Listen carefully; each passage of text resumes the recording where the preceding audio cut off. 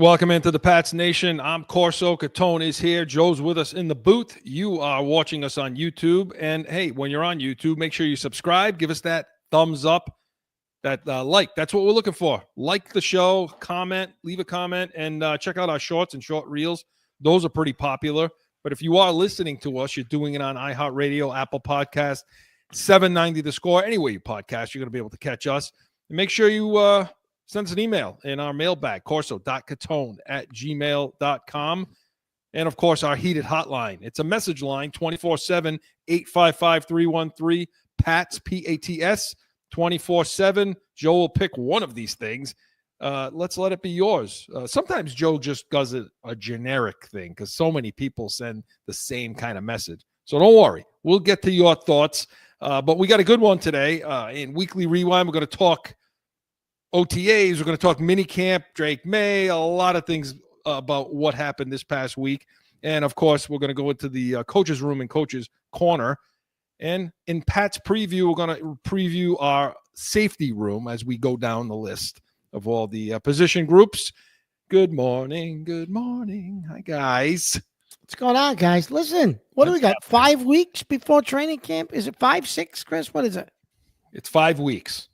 5 weeks. Because I got like a chart where I keep Xing out days before that. Well, now we got the stretch because OTAs are over. So now is like the dark period, right? The next 5 They've also, as you could see, Mark and I are wearing two shirts.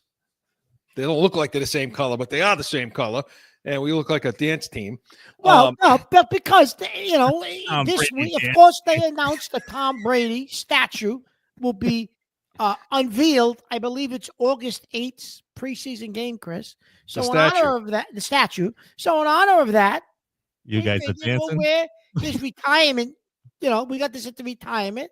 We bought them. So that's it. So you're dancing for the unveiling, or we're dancing, dancing Tom with the Brady, stars, dancing with the stars. Tom Brady's dancers. That's us. The Tom Brady dancers. A big statue with him crapping all over Bill Belichick. There it is. That's what it's going to be. I'm surprised, Chris, that they're doing it during a preseason game, and you know what I mean. Yeah, you would think Kraft would be making a bigger production out of this. Well, you know why they're doing it then. I mean, they're doing it then. Well, one, because he has a gig at Fox where he's got to do the games every week. But two, it's going to draw a lot more people than they would. They're going to do in a regular season game. But let me ask you something. Do you think Brady will show up to it? I would have to believe if they're dedicating a statue to him. All right. Where the hell else are you going to be? So then that makes sense. Then that makes sense, Chris. And that's why, they're doing it then, because you can't do it during the regular season because he's got the commitment to Fox. So that tells me he probably will show up then, Chris. You're right. Because if not, you could have just did it during the regular season, right? Yes. But that's all in the past. And now we need to discuss the present. And we're going to do that in Weekly Rewind. And we're going to do it now. Joe? Going back through the week. About a Weekly Rewind. All right, Mark. So they had their mini camp. We already talked OTAs, talked about mini camp. Now we're talking about mini camp. And the big story at the beginning of the week, right, was Stefon Diggs addressed the media, right, about Joe. You got the video, Joe. Show the both. You got the both videos. I swear to God, he has that on a loop playing on the ceiling. I want the one with Cardi B. We didn't show that one. Yeah, he has it on like the ceiling as he lays in bed every night. Watching it on a loop. Don't tell my wife I got that on the ceiling. That's it. So he does that. But Diggs did address the media. He did answer some tougher questions that we're not used to seeing. Did he really answer anything? Well, he didn't answer anything, but he was at least asked these questions, and this is what happened. Tell us about the video, and I think a lot of people are curious just as to how it came about and is everything okay with Coach Vrabel? Obviously, I want to be as candid with you guys as possible. Obviously. I kind of like have a thing where I talk about my personal life with people I don't know personally. I'm pretty sure everybody here, men and women, are great people, but you know what I'm saying? I kind of keep my personal life personal. I had a conversation with Drake, obviously. I'm going to echo everything that he said. He told me, hoping everybody making good decisions, you know what I'm saying? And I had a conversation with people in the building as well, so, everything else is everything else. Everything else is everything else, Mark. That's the first part of his answers to these questions is he wants to keep everything, personal is personal. Right, want- And I'd like to be candid as he says, I'd like to be as candid as possible with you guys, but it's personal. Personal's personal. What? What the hell is he talking about, Chris? Let me be equally candid. Facebook and Instagram become personal media. Right. Yeah. So I like to keep everything personal. Though somebody must have broken into his personal safe in his personal house in his personal time and uploaded that without his personal knowledge. I think that must have been what happened. But then he continued on to say these things. And when asked about the substance, Particulars is all internal. So I understand that it's kind of coming on us fast. What was in the bag? Obviously, it's a conversation, that's happening What was in the internally. bag? I can't have too much of a conversation about it. But I've been in this league 10 years. You can format the question many different ways. I'm obviously answer the same way. Steph, I just have one. Did you know it was being recorded? Once again, you can format the question many different ways. I've been doing this for 10 years. The conversation that I had with Braves and the people in the building, obviously, it's going to be handled an in-house thing. So it was more of the same. They ask it again, a different kind of way. Obviously, for the fourth time, he says, So, okay. So he was at least asked the questions. Yes. Which listen, he knew he was going to get those questions. But you gave the media credit, Chris, for asking them. Because usually you figure typically the puppets won't even ask the questions. No. They're listening. They must be listening to us. Oh, because we torched them. Yeah. What's in the bag? You know what though? Curran asked, "What's in the bag?" What was in the bag? I said this yesterday on Corso and Catone. I give him credit for it, and I will. He asked them what's in the bag, but if you notice, they'll probe when it has nothing to do with the team and the owner. Yeah. Okay. You see the difference. Perception there. Yeah. I mean, this is not about the owner and spending and cheapness and all this other stuff. This is about the individual player and his individual life and his personal. So, yeah, I mean, we're going to probe on that, because. Who does he say he's had conversations with? Vrabel okay. I couldn't understand the both. Vrabes. I think he calls them Vrabes. That's probably why. Yeah, he does. Yeah. So, okay, he wasn't ever going to answer those questions. We know that. But here he is. He's there. Okay. But more importantly is what Mike Vrabel, some of the things he's saying about him, right, Mark? Is he annoyed with him? But first he says, we talk about Vrabel and Maye discussing Diggs. This is what they both had to say about Diggs first. Try to, figure out where everything is and what his role is and making sure that as we add those situations, the third down, the no huddle and the red zone, that he's staying up on it. He's working hard in his rehab, and when he can, certain drills he can be out there, and there's certain drills that he won't be. But I think he's engaged, and I like his energy. We talk all the time. He's a veteran in this league. He's made a lot of plays, played in a lot of big-time games. So just an awesome voice for the receiver room for this offense. He's played some playoff games. He's had some big games. And I think, once he kind of recovers and just get back out there, I'm looking forward to, be able to, throw him footballs. And it's always good having a guy like that in your team. Everything's good. Everything's great. That was at OTAs. Vrabel said that about he's engaged. Remember when he showed up for the OTA after the debacle and he said how he's engaged and all of that, but didn't really play out that way when asked in Mini Camp, did it, Mark? No. And Nope. He was asked about his dedication and this is what he had to say. Dedication from him that you hoped to when you signed him. Yeah, I think this goes without saying that we would love every player to be here and during the voluntary portion of the off season. Right? Different tone. All agree on that. That doesn't always happen for multiple reasons, but I would say that his time here, that I've been able to be around him, and that our coaches, and he's learning. I think he's rehabbing. He's one of those players that's on a different plan. So that was when he was asked about, does he give the dedication that you expected when you signed him? He had a different tone there, didn't he? Yeah, than because did at then he OTAs? jumps right into, well, you'd expect everybody to be at voluntary workouts. Like, that was, yeah. Again, I say though, I wish they had a microphone on these reporters, because sometimes Vrabel's got a way of sounding like the tone is not necessarily about the situation, but potentially from the actual reporter. I mean, like Belichick used to do. He used to get pissed off because the guy would ask the same questions over and over, and probing in a way where it's like, dude, I just answered the question. Stop asking me that question. I'm trying to figure out which one. It's not that. No, this was they just asked him the simple question: is his dedication where you thought it would be when you signed him? And that was his answer. I mean, that's a message. That's right there from Vrabel, basically like, well, listen to the tone. He's irritated. Mark, he's irritated because he wasn't there, and he's not. I just don't think he wants to give anybody any props yet. I think he wants everybody to have that little fear about him. No?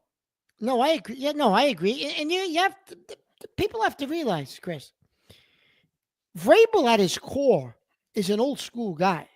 Came up with those guys, with the McGinnises, and played with those guys, right? And Harrison and Ty Law. So he's an old school guy, Chris. And when they had OTAs, whether they were voluntary or mandatory, those guys showed up. They were at those OTAs. Voluntary, it didn't make a difference. They were old school guys. And he expects the same dedication, I think, out of his players. And, you heard the comment he makes. Well, not we expect, we'd like everybody to be at OTAs, like, Right. But that doesn't always happen, he says, No. And obviously, but they asked him specifically about Diggs. It's not like it was a general comment that he made. Right. And the funny thing is, it just seems to be a theme with him that he's not willing to give everybody props. He doesn't seem to want to anoint everybody. And it's funny because everybody right now, the media is loving this out of Vrabel. Yeah. Yep. It was the same stuff Belichick was doing. The same thing. Mm-hmm. The difference is the players know Vrabel's different because they know he loves them. They know he's going to show the love too to them. Where Belichick was, he would say all these things, but I'm not sure he showed that same time. I talked about this last week about the coaching, but he was asked then immediately after about a guy he thought, talking about Chism, right? Yeah. And this is what he said. Chism this offseason. What's a lot of a little bit of that? I mean, I think he's a talented fighter. I think he has a certain skill set. He's dedicated. He's dedicated. That's the big thing. Dedicated. He's dedicated. Made it a point to talk about an undrafted free agent talking about dedication. Well, Chris, he on numerous these OTAs, numerous occasions, he's the last guy on the field. Him and the rookie, Kyle Williams, are at the jugs machine catching balls. They're the last two guys on the field, especially the last two guys in the wide receiver room. It's those two guys catching extra balls out of the machine, Chris. And that's what an old school guy like Vrabel wants to see. Yeah, he wants that. He likes that. He likes that. And so you see the contrasting, you see the difference in how he's referring to these two people. So that's how Vrabel Chris, seems to be approaching everything. The only right difference between the response he gave, Belichick would have just said, in reference to the video, Belichick would have said, well, I don't know anything about that. I don't have that social media stuff. I'm going to talk about the guys that are here. I don't know. Right. I don't have shit face, whatever he used to say. He used to make fun of those social media. I don't have that. What is that? Snap face. He said, I don't have any of that stuff. Snap thing. And I don't have any of that stuff. Yeah. He said, I didn't see that. Yeah, he's doing a pretty good job with it now, though, isn't he? He and the fiance or whatever she is now. But again, I mean, it's just Vrabel seems to be a guy that right now is trying to establish a tone with this team that I'm not giving anybody anything until they earn it. And Mayo tried to take that stance last year, Chris, but it was just a disaster. Right. So yeah. Look, let's see how this thing translates into camp. I mean, look, Diggs right now, he seems to be playing nice with everybody because he hasn't gotten his money yet. I was just going to say, Chris, is that a factor? Do you think he would even be engaging with the media if he had his money? Not at all. Not at all. I think you'd hear a much different tone out of Diggs. Like, None of your business. Get away from me. Because the you need me more than I need you attitude once that money hits his bank account. So That's the Patriots what it is. were smart, Chris, the way they structured the contract then, at least. Right. Yeah. Yeah. So but on top of that, he's still dealing with that injury. So that question in and of itself, where it's like, I haven't gone on the field to really show you what I got either, and I'm still healing. So that question's got to be there in the back of his head as well, no? yeah, and you know what? When we're going to go to break and we're going to come back, and Joe, that you mentioned that, we're going to hear a clip from Diggs on his injury and his injury situation and what that may look like. But this portion of Weekly Rewind was presented by Corso and Catone, Saturdays, noon Eastern. Hey, we got B's and C's, Catone's comments. Make sure you're tuning into that. But we come back, got to stay in Weekly Rewind, no flipping. Guess what? I got a fever. And the only prescription is more Corso and Catone. Saturdays at noon.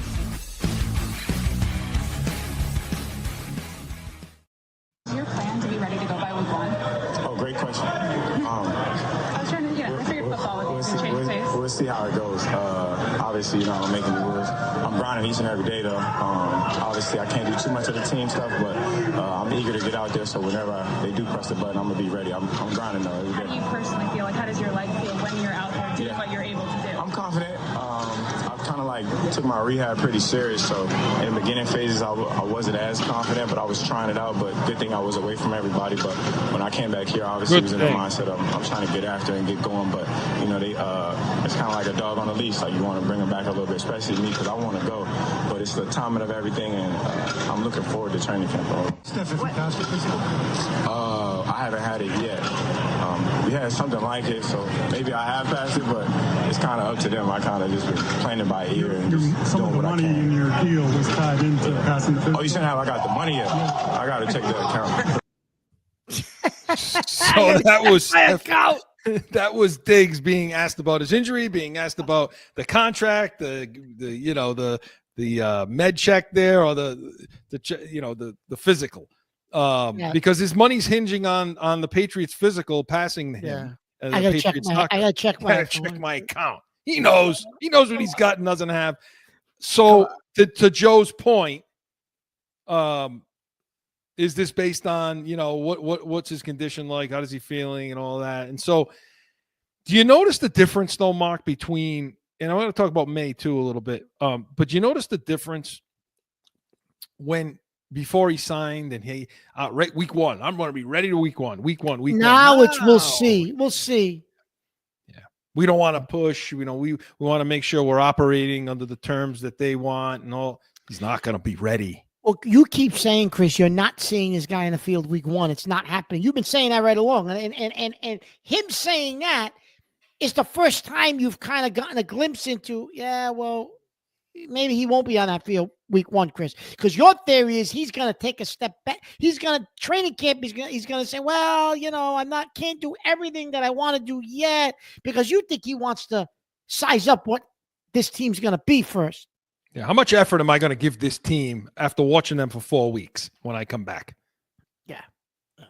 So that's right. Now, shifting gears over to Drake Maye. And I wanted to play this cut of Vrabel and Maye talking about leadership, because to me, looking at these mini camp, Mark, we take a lot from it. I get it. There's shorts and T-shirts and how's he progressing as a player. But to me, this is the time of year where you'd establish, I'm the leader of this offense. I'm getting this team in and out of huddles. I'm doing everything I need to do as far as organizing this offense and making everybody look to me, right? Yeah. Yep. I mean, is that how you see it too? Yes, absolutely.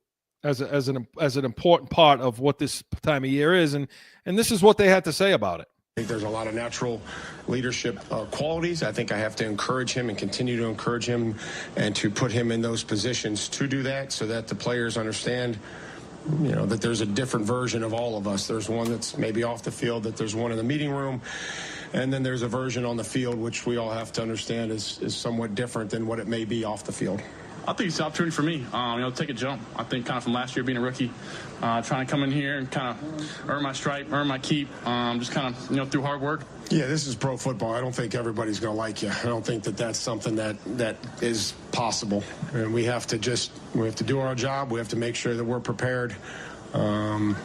And that ultimately the players can hold each other accountable. I think you want high expectations. I think that's what you want. I think this city, the Patriots are used to winning, and that's what we're trying to get back to. I think you want people to expect you to play good, and I think that pressure is kind of what fuels you to be out here. Right. So, obviously he says the right things, Mark. Yes, of course. Of course. Yeah. So, moving forward then, you think that, how do you think they're seeing him right now? I think Vrabel expects him to become a leader, Chris. Whether or not I think he's become more vocal. I think he's more comfortable. May tells you it's year 2, and last year I was trying to, basically he says I was trying to make my bones and prove that I can be a starter, which he did, and Vrabel talks about being a professional, and I think Vrabel expects him, Chris, to become a leader this year, especially since he is the quarterback of the team. How that happens and how that develops, we're going to have to see. Yeah. And there's no greater way to do it than by example, meaning cut down on the damn turnovers. When you got a shot to win a game, don't turn the friggin' ball over. Don't take points off the scoreboard. Put your team in good spots. Get the ball out of your hands and into the players' hands that can make the plays, as the quarterback, as Brady always said. Right. Yeah, as Brady always said, and we got these belong in my hands. It belongs in their hands. Mm-hmm.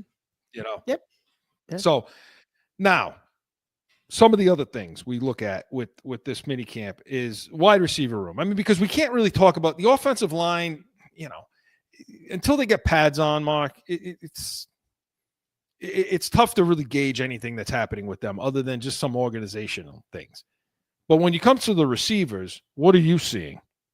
And give me your 6. Give me your 7. Who's making this team, do you think? Or who are we looking for in training camp? Well, Diggs, like Vrabel told you and Diggs told you, but Vrabel told you, he's not on the field for he can only participate in certain drills. So you really can't gauge what he's giving you and how much he's got left in the tank after that knee injury. We don't know, right? Obviously, Diggs is making the team. What he gives you, we don't know yet, right?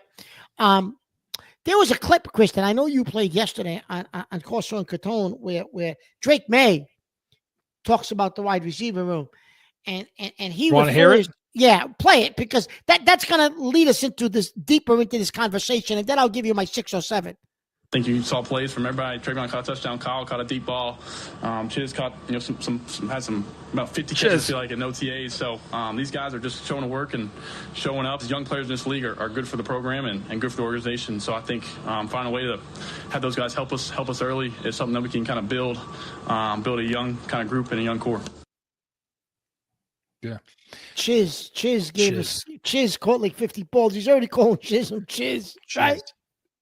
If that ain't, and then he's talking about building a young core, if that ain't enough to tell you,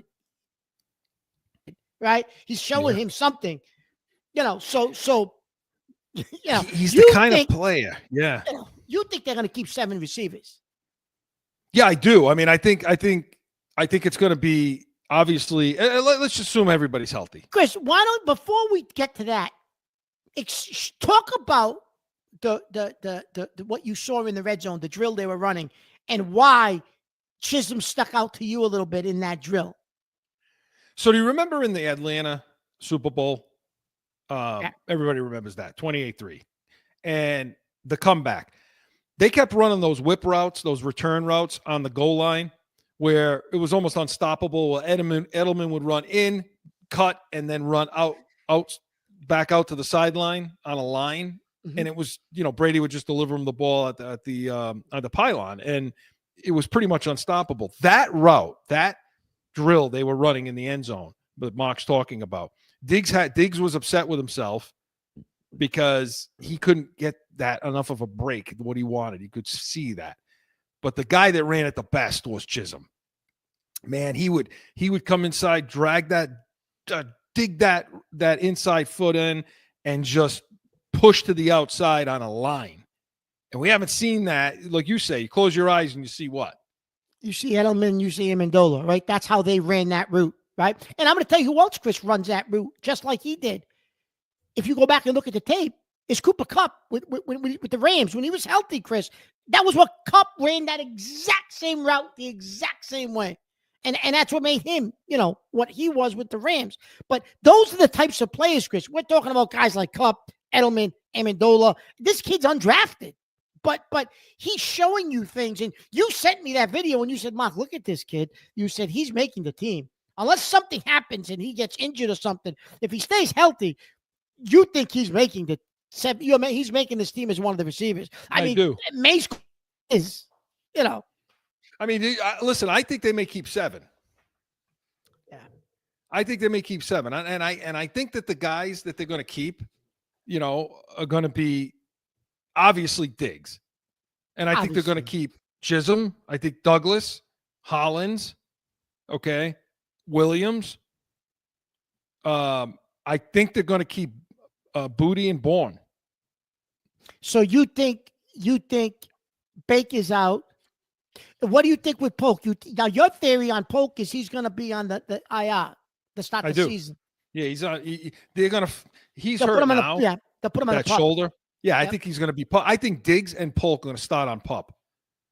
And Polk will just not come off it. Right. And they'll go with the rest of the receivers they have that I just mentioned. Yep. And Baker will be the odd man out. Yeah, that's how I see that thing playing out. And then, man, it's not a good room. No. By no means is it a good room. No. I mean, listen, and again, we talk about shorts, T-shirts. Maine mentions the rookie Williams, right? Kyle Williams. Again, is he going to be able to get off the line, Chris, in pads when guys can put their hands on you and grab you? I don't know. That's the one big question you have because at the top of the route. At the top of the route, we didn't see him have to demonstrate that in college. He will here. Yeah. And I know that's what you're interested to see that actually happen. And we'll see. Because if he can do that, like right now, his routes are the cleanest, crispest, and like Vrabel said, he has a specific skill set, which means he's slow. Okay. But within a phone booth, he's quick as hell. His route running is excellent. That's his skill set. So if he can gain separation at the top of routes, you're talking about a 90, 100 catch guy. You're talking about Chism now. Chism. Yep. Okay. Who are you talking about? I was talking about Chism, but I was talking about the kid Williams, the rookie too. Oh, Williams. They've given him some props, but even him, Chris, you want to see I'm worried about him. Do it. You can see if he you want to see if he can do it when the pads are on, when guys are putting their hands on him and grabbing him. Yeah, both guys. Yeah, I'm both interested guys. in that. And the guy Vrabel really liked too. He's had a lot of nice things to say about Douglas. He says he's doing it by example on both sides, and so we'll see what Douglas can bring. A lot of people think Douglas in the slot in this offense can do big things. So we'll see what happens. Now on the defensive side, with the couple minutes we got left here, we always get the shaft, Joe, the defense. Talking about this front seven, Vrabel had some things to say about that. You like the clip with Vrabel talking about and Landry talking about the front seven. Yeah. Here it is. That's got to be a strength for us this year. That front seven. We certainly invested in that position. And I like how they're competing. I like how they're working. I think they're working well together. I think they're communicating, which is important. I think they're working hard and they're getting in shape. Man, we got a talented group up front, I'll tell you that. That's another reason why I'm excited for this season, just all the way up and down. Our front seven, really, I just feel super excited. Man, really the whole defense, to be honest. It's an exciting group to be around, and I'm excited going into this season because you just look at it and you feel the excitement of the production that you can have going out there, knowing that everybody out there has that playmaking ability, and that's exciting to be a part of. What was the thing Vrabel said? You said it yesterday on the show. We made an investment. There it is. In that position, right? So their expectation of that front seven, Mark, right now, it's going to be. They expect them to play well. But the biggest issue with them is what? There's no depth. Where's the depth, Chris? They get a couple of key guys that get knocked out. You got nobody behind them. No, I mean, you're talking about Swinson, Farmer, Farms, Tonga. Yeah. No, it's not a lot of depth. I think the depth will come next year through free agency and the draft. I think he'll then be able to build what he wants on defense year 2. But for now, even if he's satisfied with some of the pieces he brought in, you're going to hope they stay healthy, Chris, because there's nothing behind them. And are you confident in their size and strength and in their ability to stop the run? Have they solved that? No, because once teams realize that they haven't solved that, Chris, they're going to gash him. You're going to put yourself in 3rd and 1s, 3rd and 2s, 3rd and 3s. That's a problem. Even though you got a pass rush, that's going to negate the pass rush, Chris. You got to win on first down. Yeah. You got to win on first down, and you're undersized. Milton Williams was a specialist in Philly. He only came in the field, Chris, on passing downs. And so wasn't Bondmore. Nope. Yep. And so wasn't Bondmore. We saw what happened when you tried to move Keon White inside. Yeah, that's not going to work. That's not going to work. No. So if you're stuck in a situation where you have to stop the run and it's short yardage, and now you have Tonga on the field, and now you have to change your whole philosophy and style and go with an odd front where you're playing a 0 technique with Tonga on head up on the center, playing a 2 gap, just because you need to stop the run and relying on the linebackers now, that's not how they want to play. No, but depending on, circumstance and whether or not you can stop these teams on early downs, Chris, that's going to be a problem. Well, it's gonna take something, Spillane and some of these off-ball linebackers to be able to get in gaps, fill gaps, and stop the run on first down and second down. And last time I checked, Tavai, I have a feeling Tavai's going to have trouble making this damn roster anyway. I really do. He's going to start on the injured list. Well, when he got hurt, Chris, though, the media around here made it seem like, oh, my God, he's one of your top players on defense. What? They're fools. That's because they're fools. I mean, they have no idea what they're looking at or talking about at all. I want to play, but we're going to get the break. But you liked what Keon White had to say, didn't you? I did. I wanted you to play this. Really Yeah, I did. Listen to this clip. Talking about Mike Vrabel, and are they going to follow him? Is this defense behind him? I think we got our answer right here. Like he's doing a good job of saying, like, this is what you need to think of. This is your thought process. And that's something I don't think I had before and what I was missing. So did it feel like you were maybe going on prior experience, or maybe were you just like overthinking, or how exactly? I've been training myself. And now I feel like I have a coach. Wow. So let's shelve that, because when we come back, we're going to get into Coach's Corner. I want to talk more about that. But Weekly Rewind was presented by Corso Law Group, corsolawgroup.com. Stick around. Coach's Corner is next.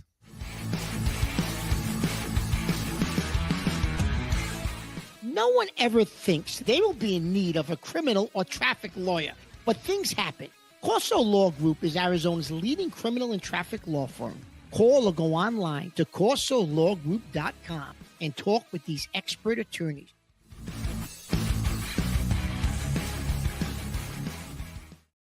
Again with more Pat's Nation.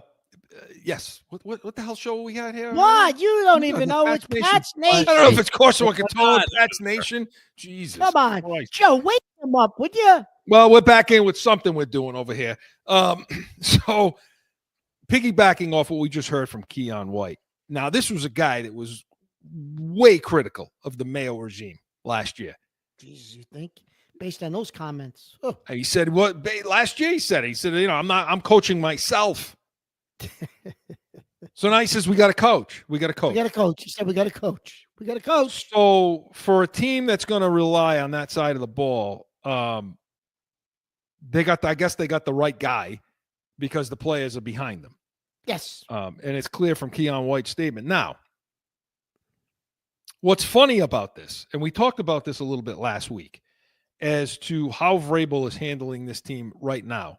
The mindset, what are the mental mind games he's playing with them right now at the moment? And I'm not saying he's playing any games with them. I'm just, what's he saying? What's he doing? He's not giving many players props. No, he's not. He's not really anointing anyone, is he? No. And that's old school, Chris. That's old school, right? You give a little, pull back.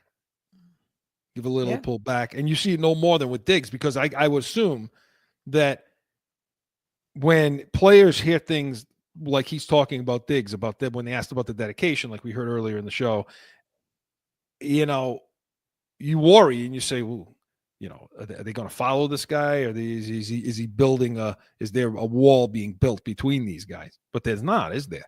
No, there's not. No. And why do you suppose that is?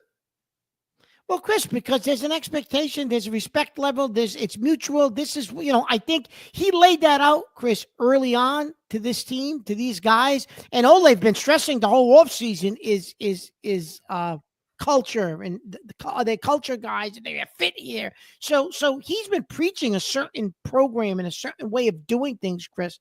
And I think the players have bought in and understand, listen, you got to work hard, play hard, do your job. And the props will come, but right now, you got to show me what you got, because he, at his introductory press conference, Chris, he said, you know, who's on this team right now is going to look much different come, you know, August. Like, in other words, no one's getting a free ride or a favor here based on what you've done in the past. And he set that up right from the outset, Chris. Yeah, I mean, his opening press conference, he put that out there. Yeah. And I like it. And the difference is this. Like we talked about a little bit about this last week as to why players, you know, what would make a professional player, what would make guys be able to hear some of this kind of stuff, hear this kind of grunty, you know, I'm a little irritated, dedication stuff. And yeah, you know, they look okay. I mean, you know, this is what we're asking for. Why does a player in the NFL relate to that or okay with that, I guess you would say, right? In this day and age, it's what we talked about before. When the players know that you care about them, you know, on the field, off the field, they have that sense about you. You can get away with a lot. You can get away with criticizing them. You can get away with some criticisms in public. One, because they know you're bleeding with them, first of all. That you look at yourself like one of the integral cogs of the team, not just the leader, not just the head guy, but you're part of the team.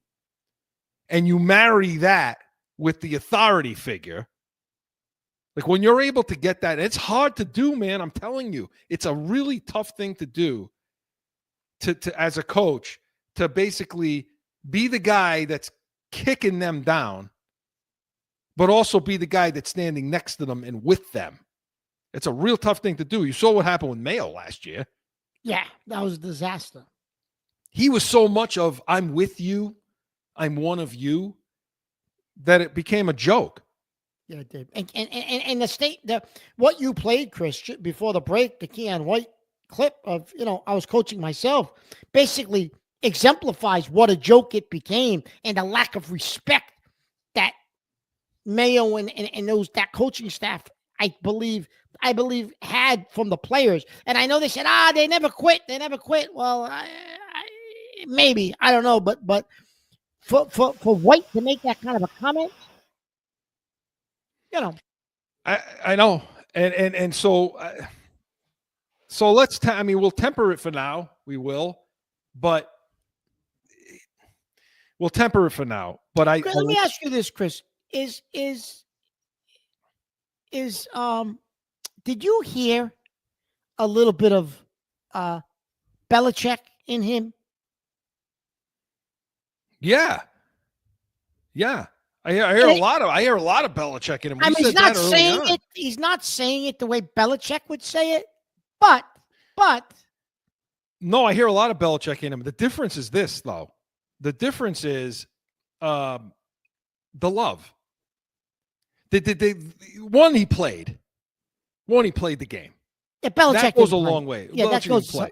Now, here's the difference. Belichick, it's like being around somebody on Mount Rushmore, sort of. I don't want to hear your explanation. Oh, shut up and listen, will you? But the thing is, like, he's so far removed, from the player that it's like, yeah, I'm respecting this guy because look at who I'm talking to right now. You know, like this Bill Belichick. Like he's grabbing 24-year-olds. He's in his 70s. I'm talking about Belichick. Belichick in his heyday now. I'm not talking about today. But you know what I mean? These guys are looking at him like it's Bill Belichick. I'm listening to what this guy's going to say. I mean, he can make or break my whole career, this dude. Yeah. No, you're right. Vrabel's closer to these guys as to where they are. So again, I can't harp on it enough when I say, if you love them, you can beat them up. And they'll take it from you because they know you give a crap about it. And that's how you do it as a coach. That's what you do with your guys, Chris. That's it. That's the way to do it. You respect them, they'll respect you, but you lay their ass out when it needs to be done, but you show them the love after. And that's the way Vrabel seems to be doing it, and it's working so far. Now, however, winning games though. Well, that's because let's face it. I mean, the question marks with this team are still there. You're still questioning the offensive line. You still question the receivers, the receiver room. You still question whether this can work with Drake May and Josh McDaniels in this type of offense. Can it work? You still question, we got all these guys on defense. We just talked about it. The issues that may happen. So there's more question marks than answers. Is Drake May a guy? Is he a dude? Is he good? Can he elevate guys? Can he stop turning the ball over? There are more questions than answers. Oh, positively, right Chris. Positively. So anybody, Chris, that's saying, oh, they can win 10, 11 games, they don't know what they're talking about, Chris. Listen, there's a lot of questions, like you just said, that have to be answered before, that's a huge leap. Oh, this team with their schedule could win 10, 11 games. I don't know about that, Chris. That's a pretty big leap. Right. And that's why Joe and you and I, when we do the picks, we're talking 8, 9 wins, 8 wins, sitting in there. And 9 may even be a stretch because we don't know. I don't know what Drake May's going to do. I mean, we're just assuming he's a good player.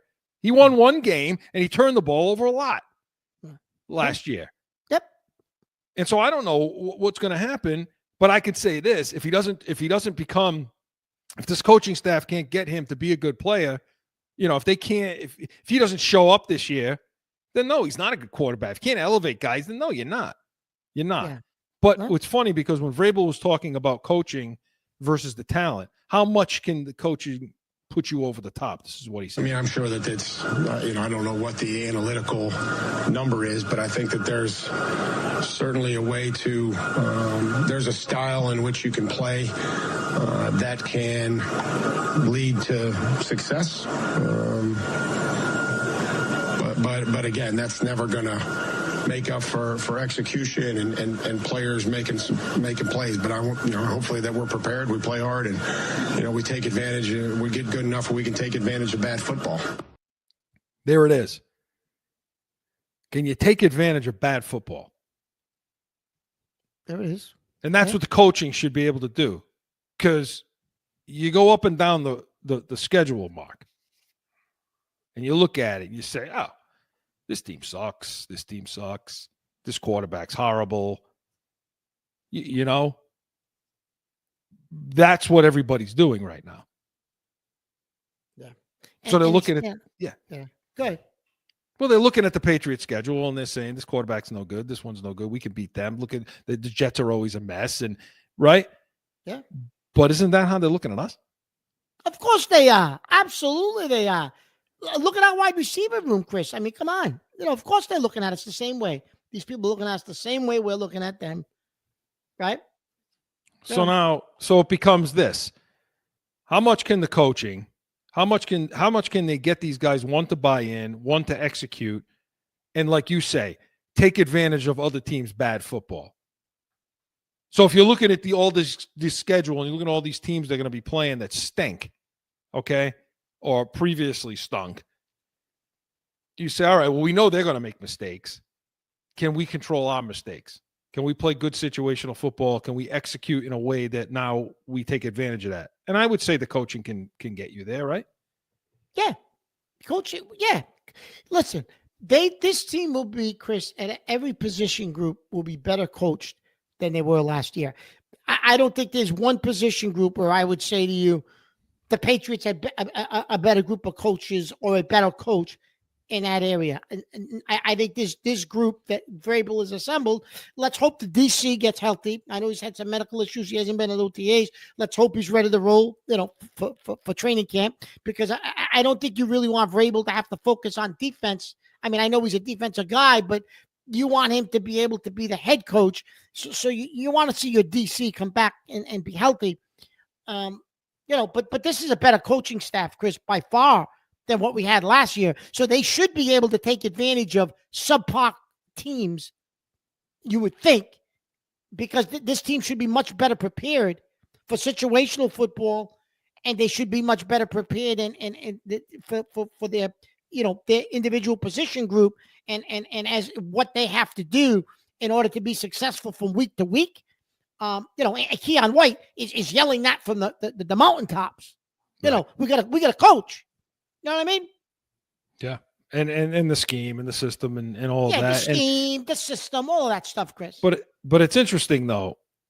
And I don't know if it's gotten enough play, but you got what the hell was his name? Is it Brown? The interim head coach for the Bears last year. His last name Brown. I think his last name was Brown. Yeah. Yep. So he's here, right? I mean, but the point is, I think Vrabel wanted this guy as the OC. Okay. And I don't think Vrabel was sitting there saying, "Give me Josh McDaniel." I think that was something that was pushed on him by the organization, don't you? So, if that is, if we take that as being true, you don't think at this stage of his career, Vrabel would say, "Listen, I'm hiring my own coaching staff, Bob. I'll give him an interview, but there's no guarantee I'm hiring McDaniels." You don't think Vrabel would have said that? It's hard. You and I, we were talking about this. The guy's name is Thomas Brown. Yep, and he was with the interim with the Bears last year. So Chris, is what is he? Is he passing game coordinator? Yeah, I think so.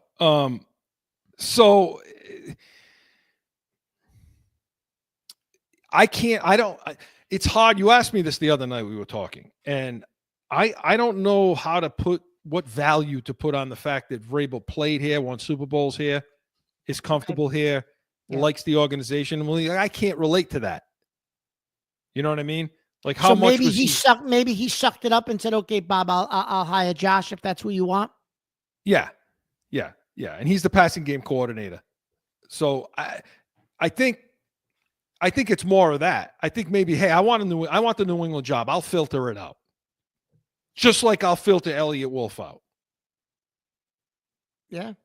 And supposedly, Chris, there are in OTAs, there were parts of this passing game that weren't McDaniels' offense. So this guy Brown probably had input, Chris, into the passing game.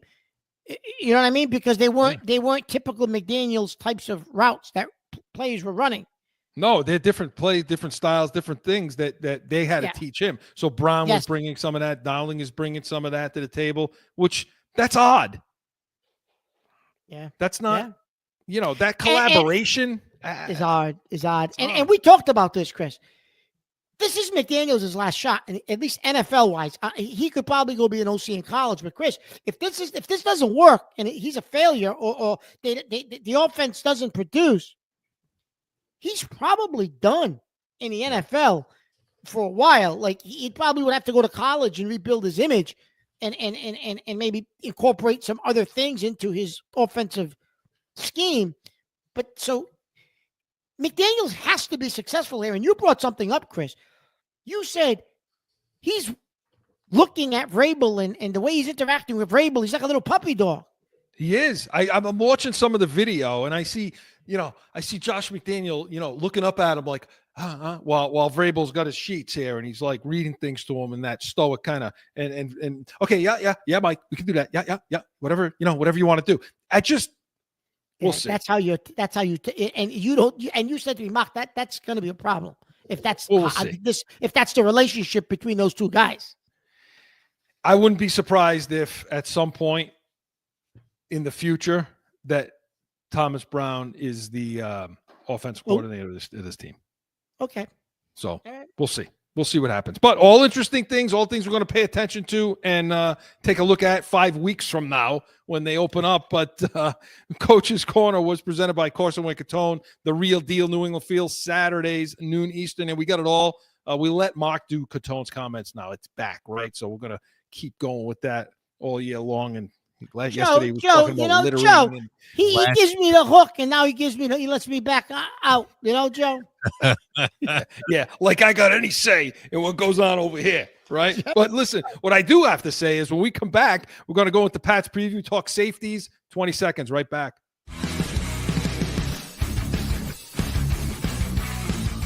The real deal New England Field. What does that mean? We're like you. We're going to bitch about everything. My opinion, our draft, the good, the bad, it was ugly. These people, Mark, drive me freaking insane. Bananas. It's so frustrating and aggravating. I can't take it. The real deal New England Field. It's going to be real.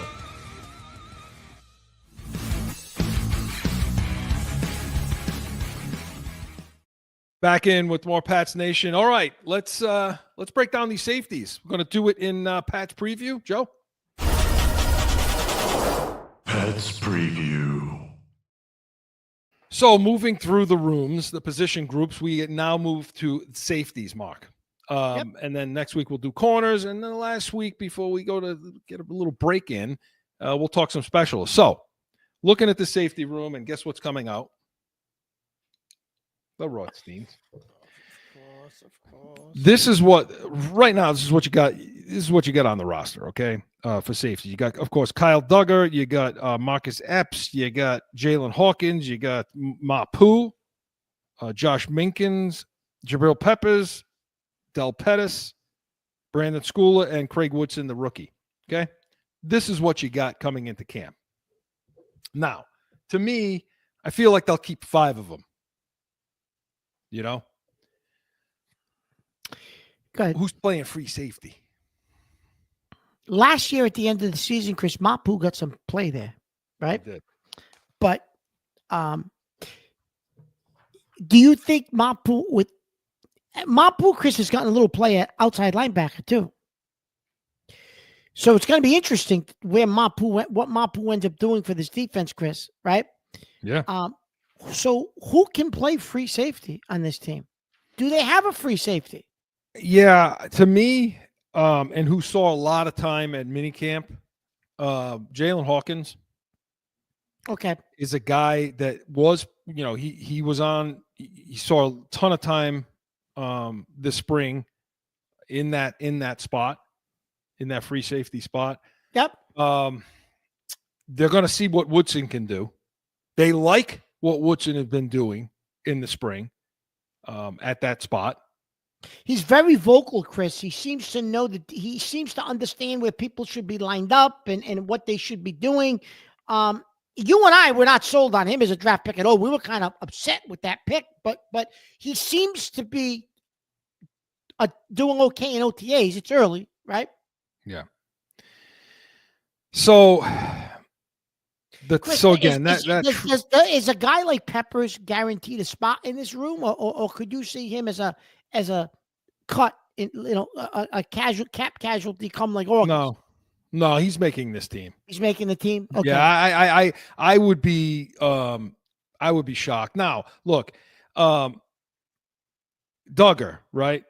So I'm gonna, Peppers is going to be on this team. I don't see Peppers playing free safety. I mean, he's more of a, he's more of that stronger safety kind of guy, that guy that can dig down. I mean, he'll play in the cover 2 schemes when they do play it. But Duggar is the interesting guy because, he's been limited all spring. So he's not as involved because of the injury situation and so on. He's coming back from that. But it seems maybe based on that, I don't know. It's just so hard because they don't have a true guy there. I think they want Woodson to take that spot. See Hawkins. Hawkins may become in that free safety spot. They want Woodson to be free. To be single high safety. I do, and I think again, it may end up being like Hawkins, Duggar, but I feel like the safeties that are going to be on this team I think going to end up with Epps has had a decent OTA Yeah. Epps is interesting. He's an interesting guy. I mean, he's coming back off torn ACL, right? Yeah. So can he make a push for that free safety? Because that's a guy that can play free safety. Yes. And you know, when I say free safety, that single high safety, 15 yards down the field, 20 yards down the field, center of the field, you know, to cover one scheme or however you look at that. Epps would be a guy, but how's he coming back off the injury? So again, for a room that everybody thinks, hey, this is a strength, I'm concerned about that back, that top high single high free safety spot, that McCourty role. I'm very, very concerned about that because the guys that they have, they're frontline guys, you know, the Duggar, the Peppers, Hawkins. I mean, other than Hawkins, those guys don't fit that mold, Mark. Let me ask you this, Chris. Is that position with the defensive scheme that they're going to run, is that as important, that free safety position, as it was, say, when Belichick was here? But I mean, we don't have any other analogy to make. I'm going to throw last year out the window. Like, what role will that single high safety have in this defensive scheme? A lot, because they have two now that can play. They have Davis and they have Gonzalez, who, by the way, to me, was the player of the. He was the player of the damn. Yeah. Gonzalez was fantastic. I don't know what you think, but no, he was. He had a real good camp. He did. He had a good lower case. He did. He had a good spring. Real good spring. So to me, yeah, because of the two corners that you have, and you could play a lot of pride, you could play a lot of man stuff with them, which means you can now play some cover one, and with the speed that they put on at the linebacking spot and the off-ball spot and so on, that now you can play kind of man across the board, and you're not concerned so much as to playing a linebackers on some backs and tight ends. You that single high safety in a cover one is going to be floating back there. So who's it going to be? Is it going to be Hawkins? Is it going to be Epps? Are they going to try to put Mapu there? I liked what he looked like there. Yeah. Huh? Like I said, Chris, they gave Mapu some play at linebacker too. Because I think they like his athleticism. Because again, the issue at off ball was the athletes, the guys that can go sideline to sideline. If you are going to play cover one across and you need a guy that can cover like that, and you're going to bring dime on the field, which you're going to bring 6 defensive backs, Mapu would be that guy that would be coming out there to replace that linebacker, you know? Now, they took a safety, Chris, in the draft, and you were like, but Mark, at the time. Now, how they've used him in OTAs, maybe you've changed your opinion, Chris, but you were like, Mark, he seems to be like another box guy. Like, he's not a true Woodson center fielder. Yeah. You're like, if you were going to take a safety in the draft, that wasn't the one you had on your list. No, it wasn't. No, there were some other guys that I liked a lot better for that role, because that's the role that I think they need. Yeah. But in the spring, he's been playing there, and he's been playing pretty well, and he's getting the defense down. I honestly think he's going to get some play. So the five guys that I think. Go ahead. So the five guys I think are going to be Duggar, Peppers, for sure. I think Hawkins makes this team. I think Schooler makes this team as a special teams guy. And I think Woodson is the fifth guy.